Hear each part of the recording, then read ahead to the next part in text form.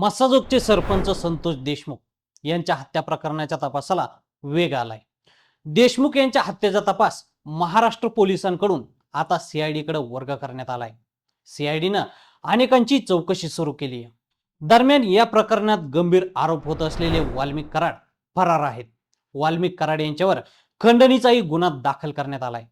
त्याही प्रकरणात ते अद्याप फरार असल्यानं त्यांचा शोध घेण्यासाठी सीआयडीनं वाल्मिक कराड यांच्या पत्नी मंजिली कराड यांची चौकशी केली आहे. तसेच बीडचे राष्ट्रवादीचे जिल्हाध्यक्ष राजेश्वर चव्हाण यांची देखील सीआयडी कडून चौकशी करण्यात आली आहे. वाल्मिक कराडला धनंजय मुंडेंचं संरक्षण असल्याचा थेट आरोप विरोधी पक्षांकडून केला जातोय. बीड शहर पोलीस ठाण्यामध्ये सीआयडीचं पथक सकाळपासून काम करत आहे. त्या ठिकाणी त्यांनी 2 ते 2.5 तास मंजिली कराड यांची चौकशी केली. त्यानंतर त्यांना सोडून देण्यात आलं. त्यानंतर आता पुन्हा एकदा मंजिली कराड यांना चौकशीसाठी बोलावण्यात येणार असल्याचं समजतंय. मात्र या सर्व गोष्टी घडत असताना दुसरीकडे आता सर्वात मोठा प्रश्न उपस्थित केला जातोय, तो म्हणजे वाल्मिक कराड आता कुठे आहेत, ते कुठे गेले आहेत. वाल्मिक कराड यांच्या फरार होण्यावरून भाजप आमदार सुरेश धस यांनी पोलीस प्रशासनावरच गंभीर आरोप केले आहेत. गुन्हा दाखल झाला तेव्हा वाल्मिक कराड यांना पोलीस संरक्षण होतं. त्यावेळी जे पोलीस संरक्षणासाठी कराड यांच्या बरोबर होते त्यांनी ही माहिती पोलीस ठाण्याला का दिली नाही, असाही सवाल सुरेश धस यांनी उपस्थित केलाय. त्या संबंधित पोलीस कर्मचाऱ्यावरही कारवाई करण्याची मागणी यावेळी सुरेश धस यांनी केली आहे. त्यावर आता काय कारवाई केली जाणार हे देखील पाहावं लागणार आहे. वाल्मिक कराड फरार झाल्यानंतर ते नेमके कुठे गेले यावरून अनेक अंदाज लावले जात आहेत. बीडमधील सर्वपक्षीय मोर्चामध्ये बीडचे खासदार बजरंग सोनवणे म्हणाले की वाल्मिक कराड हे त्यांच्याच बंगल्यामध्ये आहेत. तर दुसरीकडे आमदार सुरेश धस यांचं म्हणणं आहे की अधिवेशन काळात ते नागपूरमध्येच होते. काही जणांचं म्हणणं आहे की ते पुण्याला आहेत. मात्र त्यानंतर आता म्हटलं जातंय की ते मध्य प्रदेशमध्ये आहेत. कारण सुरुवातीच्या काळातले त्यांचे देवदर्शनाचे काही फोटो सोशल माध्यमांवर पाहायला मिळत आहेत.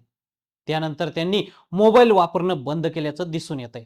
आता एकतर ते मध्य प्रदेशच्या बॉर्डरला असू शकतात किंवा कर्नाटकमध्ये परळी आणि बीड जिल्ह्यातील अनेक ऊसतोड कामगारांच्या टोळ्या गेल्या आहेत. त्या ऊसतोड कामगारांशी वाल्मिक कराड यांचे जिव्हाळ्याचे संबंध असल्याचं बोललं जात आहे आणि त्यामुळं त्या ऊसतोड कामगारांसोबत वाल्मिक कराड असण्याच्या शक्यता व्यक्त केल्या जात आहेत. दुसरीकडे वाल्मिक कराड हे महादेवाचे भक्त असल्याचं समजतंय. महाशिवरात्रीला किंवा श्रावणी सोमवार निमित्त परळी वैद्यनाथाला सजवणं असेल यामध्ये कराड हे सक्रिय सहभागी असायचे. त्यानंतर ते उज्जैन महाकालेश्वराच्या दर्शनासाठी गेल्याचं सांगण्यात येत आहे. त्यामुळं ते आता मध्य प्रदेशमध्येच लपून बसले असतील असा एक अंदाज लावला जातोय.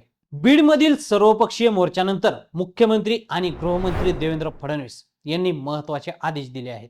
बीड हत्याकांडात फरार असलेल्या 3 आरोपींची संपत्ती तात्काळ जप्त करावी. सुदर्शन घुले, सुधीर सांगळे, कृष्ण आंधळे हे 3 आरोपी फरार आहेत. त्यामुळं त्यांची संपत्ती जप्त करण्याचे आदेश मुख्यमंत्र्यांनी दिले आहेत. त्याचबरोबर ज्यांचे बंदुकीसोबतचे फोटो आहेत आणि जर ते फोटो खरे असतील तर त्यांच्या बंदुकीचे लायसन्स रद्द करण्यात यावे असेही आदेश मुख्यमंत्र्यांनी पोलीस अधीक्षकांना दिले आहेत. त्यामुळं आता वाल्मिक कराडांविरोधात कारवाईचा फास अधिकच आवळला जात असल्याचं पाहायला मिळतंय.